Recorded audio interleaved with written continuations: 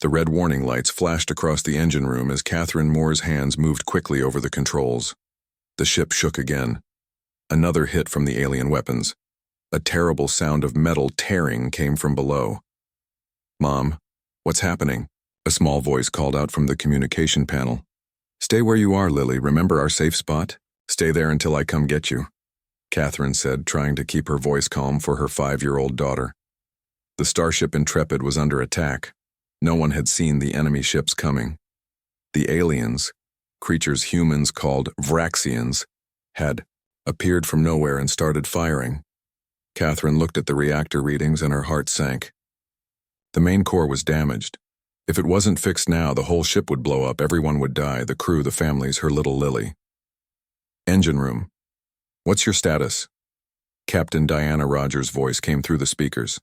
"The reactors. Critical, Captain. Automatic shutdown failed." "I need to do it manually," Catherine replied. "Moore, that area is flooded with radiation. The protective suits won't help against levels that high." Catherine already knew this. "It's the only way to save the ship, Captain." There was a pause. "Understood, engineer. The Intrepid thanks you." Catherine closed her eyes for just a moment. 3 years ago, her husband Alan had died in a mining accident on Mars. Now Lily might lose her mother too. But at least she would live. "Computer, record message for Lily Moore," Catherine said as she moved toward the reactor chamber. "Lily, sweetheart, remember how I told you that sometimes being brave means being scared but doing what's right anyway? Mommy has to be brave now. I love you more than all the stars in the sky. Be good, be kind, and know that I'm always watching over you." The chamber door opened with a hiss. Catherine stepped inside. 20 minutes later, she sat on a bed in the medical bay. The ship was safe. The reactor was shut down properly, but the doctor's face told her everything she needed to know. "How long?" Catherine asked. 3 months, maybe less," the doctor replied. "The radiation, I know what radiation does, doctor." She looked out the small window at the stars rushing by. The Intrepid was heading back to Earth, but Catherine wouldn't live to see it. "I need to speak with the captain about my daughter by—" The time Captain Rogers arrived, Catherine had made peace with her fate. She couldn't change what was happening to her body, but she could make sure Lily was taken care of. "How are you feeling, Engineer Moore?" the captain asked, her usually strict face now showing worry. "I've been better," Catherine said with a small smile. "But I need to know what will happen to Lily when I'm gone. I have no family left." Captain Rogers sat down beside the bed. "Earth Command is looking for a family to take her in. There are some retired fleet officers who might—" "Strangers," Catherine said, cutting her off. "My daughter would go to strangers." "They would be good people, Catherine. People who understand service and sacrifice." Catherine looked away. Good people weren't enough. Lily needed love. Needed someone who would put her first, would treat her like their own child. "I need to meet them first," she said quietly. Before I can't anymore." The captain touched Catherine's hand. "There's something else. One of our officers has volunteered. Lieutenant Commander Edward Grant from Navigation. He's asked to be Lily's guardian." Catherine tried to picture the man. She had seen him around the ship, tall, serious, always in a perfectly clean uniform. He had smiled at Lily a few times when they passed him in the hallways. "Why would he volunteer?" she asked, confused. "He doesn't even know us." "I think that's a question you should ask him yourself," Captain Rogers said. "He's waiting outside." Minutes later, a man entered the medical bay. Edward Grant looked different up close. His light brown hair was neatly cut, and his green eyes showed a kindness Catherine hadn't noticed before. "Lieutenant Commander," she said. "Please call me Ed," he replied, sitting in the chair next to her bed. Catherine didn't waste time. "Why? Do you want to raise my daughter? You're a stranger to us." Ed looked straight at her. His voice was steady and calm. 3 years ago, there was a disaster at the Titan colony. My sister and her husband were killed. They had a son, my nephew. I was going to take him in, raise him myself, but—" He paused. "He didn't make it either." He took a deep breath before continuing. When I heard about what happened to you, about Lily needing someone, I couldn't stop thinking about it. About her. I know what it's like to lose family. I know what it's like to wish you could have saved someone. Catherine watched his face closely, looking for any sign that he wasn't being truthful. She saw only honest concern in his eyes. Lily needs a safe home, good schools, and most of all, she needs love, Ed said. I can give her those things. I've already asked for a transfer to Earth Station after this mission. I have a house near Lake Michigan with plenty of room, and there are excellent schools nearby. And what happens when the fleet sends you on another mission? Catherine asked. She couldn't bear the thought of Lily being moved from place to place, never having a real home. I've applied for a teaching job at the academy. If I get it, and my record suggests I will, I'll be stationed on Earth permanently. No more deep space missions. Lily would come first. Catherine felt tears in her eyes. You would change your entire career? For a child you hardly know? Ed leaned forward. When he spoke, his voice was soft but firm. Some things matter more than careers or rank. Some people are worth changing your life for. For the first time since the doctor gave her the bad news, Catherine felt a tiny spark of hope. Maybe, just maybe, Lily would be okay. Would you like to meet her? Catherine asked. My daughter? Ed smiled, a real smile that reached his eyes. I would be honored. Later that day, when Lily came to the medical bay, Catherine watched carefully as Ed got down on one knee to be at the little girl's eye level. Hello, Lily, he said. I'm Ed. I work on the ship with your mom. Lily looked at him with curious blue eyes. Do you help make the ship go fast like Mommy does? Ed chuckled. No, I help the ship find its way home. I work with maps of the stars. Wow, Lily said, her eyes wide. Can you show me sometime? I'd like that very much, Ed replied.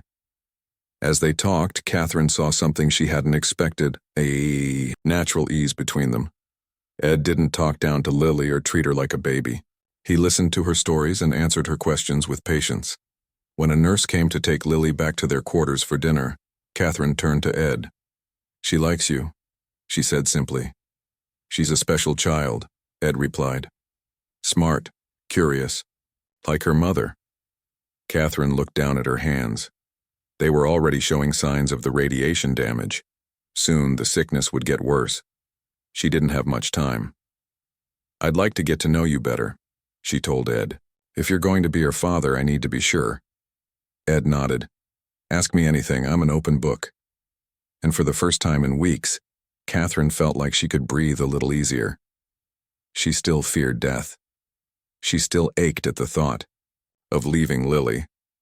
But now there was a chance that her daughter might have not just a guardian, but a father who would truly love her. The doctors had given Catherine 3 months, but that was before the fever started. Now, just 6 weeks after the reactor accident, she could barely sit up in bed without help. You should be resting, Ed said, as he entered her medical bay room.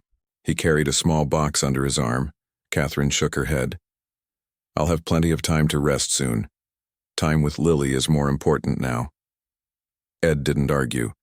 Over the past month, he had come to respect Catherine's strength and clear thinking. Even facing death, she focused on what mattered, her daughter's future. Where is she? Catherine asked, looking toward the door. Dr. Bennett is bringing her. They stopped to get juice.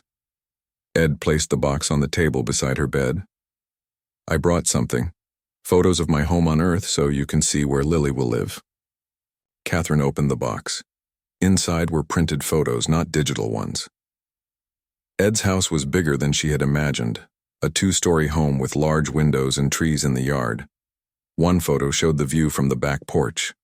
A stretch of blue, water reaching to the horizon. Is that Lake Michigan? Ed confirmed. The water is clear enough for swimming in summer. There's a small beach just a 5-minute walk away. Catherine touched a photo showing a bright room with yellow walls. What's this room? I thought it could be Lily's, Ed said. If you think she'd like it. The previous owners had a daughter about her age. The care he had put into this, taking photos, thinking about which room would suit Lily, touched Catherine deeply. You've really thought about this, she said quietly. Every day, Ed replied simply. Before they could talk more, the door opened. Lily ran in, her small face lighting up when she saw her mother. "Mommy, look what Dr. Bennett gave me." She held up a small stuffed animal shaped like a star with a smiling face. "It's beautiful, sweetheart," Catherine said, opening her arms. As Lily climbed carefully onto the bed, Dr. Alice Bennett followed her in. The doctor's kind eyes met Catherine's, and a silent message passed between them. It wouldn't be long now. "How about I take those juice boxes to the cooler?" Ed suggested, giving Catherine and Lily some privacy. When Ed and Dr. Bennett left the room, Catherine held her daughter close, breathing in the scent of her hair. "Have you been having fun with Ed?" she asked. Lily nodded. "He taught me how to play chess, and he doesn't get mad when I ask a lot of questions. That's good. Questions are how we learn. He said his house has a big yard with trees. Can I climb the trees when we get to Earth?" The words, "when we get to Earth," made Catherine's heart ache. She wouldn't see Earth again. Wouldn't see Lily climb those trees. "I think that would be okay," she said. "But you'll have to ask Ed about the rules for his yard." Lily played with the buttons on Catherine's hospital gown. "Will you be better when we get to Earth, Mommy?" Catherine had known this question would come. She and Ed had talked about how to answer it, how much a 5-year-old could understand, about death. "Lily, remember when we talked about the stars? How some of them burned so bright that they used up all their light?" Lily nodded. "And then they go away, but we can still see their light for a long, long time." "That's right, Mommy is like one of those stars. My body is very sick, and the doctors can't fix it. When we get to Earth, I won't be there with you. But my love, for you will never go away." Lily's eyes filled with tears. "But I want you to stay with me." "I want that too, more than anything," Catherine said, her own eyes wet. "But sometimes we don't get to choose. The important thing is that you won't be alone. Ed will take care of you. He'll be your new dad."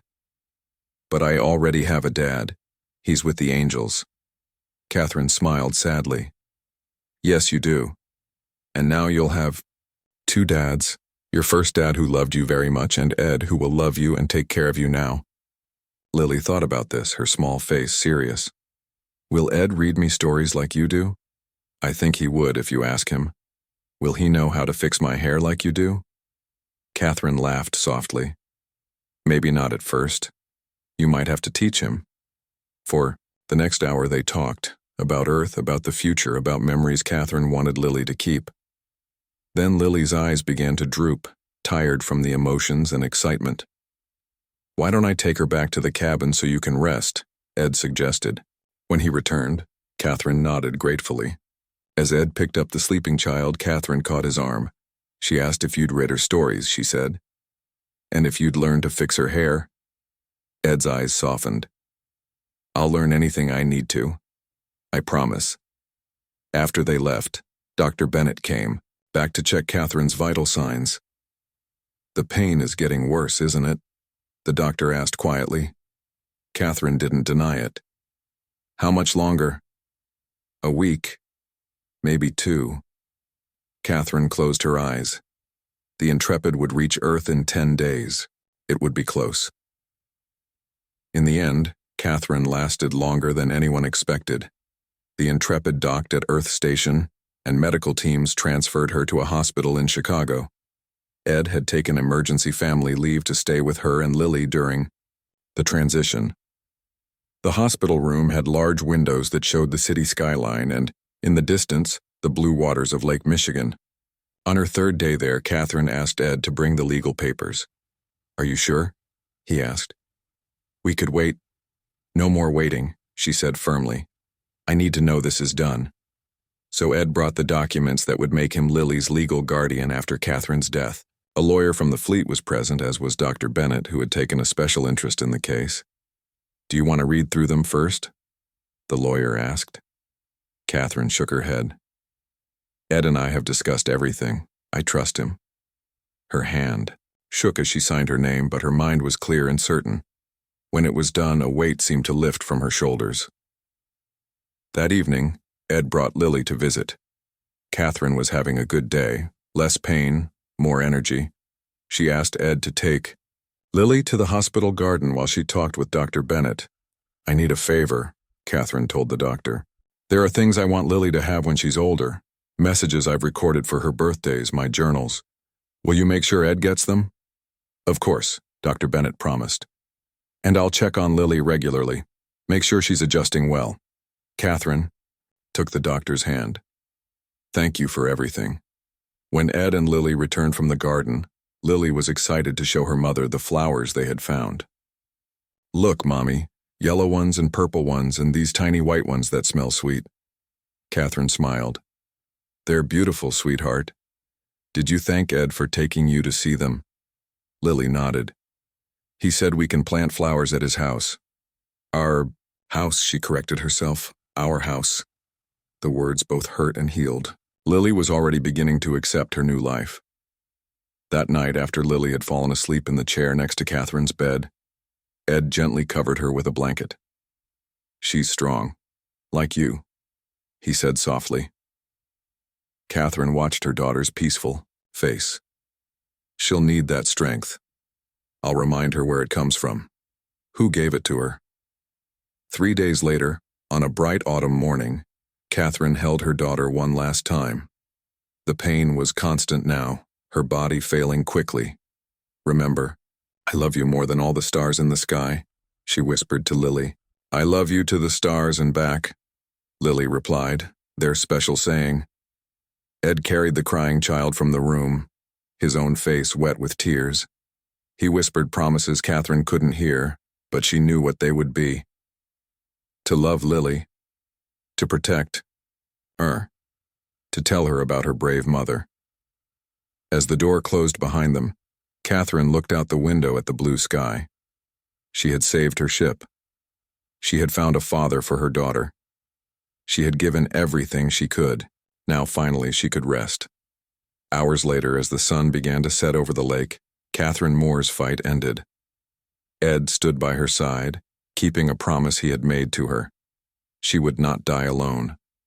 And in the next room, Dr. Bennett sat with Lily, beginning the hardest conversation of all. The house was quiet. Too quiet. Ed stood in the kitchen, coffee cup in hand, listening to the silence. After years on a spaceship with its constant hum of engines and life support systems, the stillness felt strange. But that wasn't the only reason for his unease. Upstairs, in a yellow bedroom with star-patterned curtains, Lily slept, or pretended to sleep. Since Catherine's funeral 3 days ago, Lily had barely spoken. She ate little, said less, and cried often, usually at night when she thought Ed couldn't hear. Ed sighed and looked at the clock. 6:30 a.m. He should wake Lily soon for breakfast before Dr. Bennett arrived. The doctor had been checking on them, daily, helping with the transition. Today would be Lily's first day without her mother's friend nearby. Just Lily and Ed, strangers trying to become family. He climbed the stairs quietly and stopped outside Lily's door. From inside came a soft sound, crying. Ed's heart sank. He knocked gently. Lily, are you awake? The crying stopped. A moment passed before a small voice answered. Yes. Ed opened the door. Lily sat on her bed, clutching the star-shaped stuffed toy Dr. Bennett had given her. Her eyes were red, her cheeks wet. Bad dream? Ed asked. Lily shook her head. I was remembering Mommy. Ed sat on the edge of the bed. He wanted to hug her but wasn't sure if she would welcome it. Do you want to talk about her? She used to sing to me when I was sad, Lily said quietly. What song? Twinkle, twinkle, little star. But changed. She made it about me. Ed nodded. Would you like to teach it to me sometime? I don't sing very well, but I could try. Lily didn't answer. Instead, she asked, Is Mommy really never coming back? The directness of her question caught Ed off guard. No, sweetheart. Remember what the doctor explained? Your mom's body was too sick. She died, which means her body stopped working, and her spirit, the part that made her your mom, is gone. Where did it go? Ed hesitated. He and Catherine had never discussed religion. Some people believe it goes to heaven. Some think it becomes part of the universe like stardust. What do you think? Lily considered this seriously. I think she's in the stars. She always liked the stars. I think that's a beautiful idea, Ed said. How about breakfast? I can make pancakes. For the first time in days, Lily showed interest in something. With blueberries? If you want. Let's see if we have some. They found blueberries in the freezer, and Ed showed Lily how to mix the pancake batter. As they worked, Ed noticed Lily watching him carefully, as if trying to figure him out. You don't have to be my dad if you don't want to, she said suddenly. Ed stopped stirring. Why would you think I don't want to? Lily shrugged. Maybe you just felt sorry for me and Mommy. Ed put down the mixing bowl and knelt to Lily's eye level. Lily, I want very much to be your dad. I know I can't replace your first father and I won't try to, but I promise to take care of you, to listen to you, to help you grow up strong and smart like your mother. And I promise to love you, not because I feel sorry for you, but because you're an amazing little girl who deserves to be loved. Lily's blue eyes studied him. Promise you won't die too? Ed's throat tightened. He could promise to try, to be careful, but the truth was no one could make that guarantee. I promise I will do everything I can to stay healthy and safe so I can take care of you for a very long time. That seemed to satisfy her. They ate pancakes at the kitchen table, looking out at the backyard where autumn leaves covered the ground. Can we rake those into a pile and jump in them? Lily asked. Absolutely. Ed replied, grateful for her interest in doing something normal. That afternoon they raked leaves. Lily wore a jacket that was slightly too big, one Ed had bought for her before leaving the Intrepid. Her small hands gripped the child-sized rake as she copied Ed's movements. When the pile was big enough, Ed showed her how to jump in, sending leaves flying. For the first time since Catherine's death, Lily laughed. But that night the nightmares came. Ed woke to screaming and ran to Lily's room to find her sitting up in bed, terrified. The bad ships came back, they were shooting at us, she cried. Ed sat on the bed and pulled her into his arms. This time she didn't pull away. It was just a dream. You're safe. We're on Earth now. But what if they come here? Earth has many ships protecting it, and I'm here to protect you too. Lily's small body trembled against his. Can I sleep in your room? Of course. He carried her to his bedroom and tucked her into the big bed. He lay down beside her, on top of the covers, and stroked her hair until she fell asleep. Only then did he let his own tears fall, for Catherine, for Lily, for the responsibility he now carried. The days became weeks. Slowly they created routines. Breakfast together. Ed would read to Lily before bedtime. On Saturdays they explored their neighborhood, finding parks, a small library, and a bakery that made cookies shaped like stars and moons. Ed enrolled Lily in kindergarten at the local school. The first day she clung to his hand, afraid to go inside. What if no one likes me? She whispered. They will, Ed assured her. Just be yourself. And remember, I'll be waiting right here when school ends. Promise?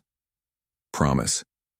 He watched as she finally walked inside, her small backpack covered with space patches that Catherine had collected for her.